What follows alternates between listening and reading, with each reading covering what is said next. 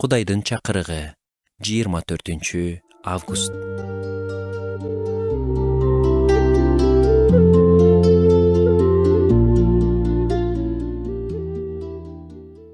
Эгер баары толугу менен бизден көз каранды болсо, жашоо чыдагыс болуп калмак.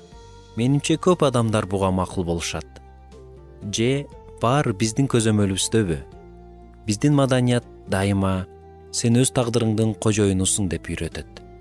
Баарын көзөмөлдөөнү үйрөнсөң, ийгиликтин чокусуна жетесиң деп да айтылат. Бирок мен сизге айтайын, биз жашообузду толук башкара албайбыз. Андан да маанилүүсү, тизгинди кое берүү бизди укмушта эркин кылат.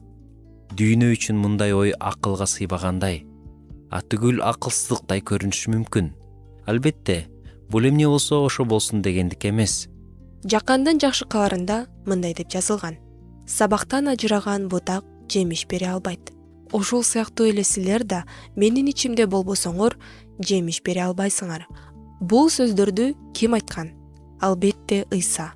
Сиз жакшы жумушка ордошуп, үй алып, унаа сатып алып, ийгиликтүү боло аласыз.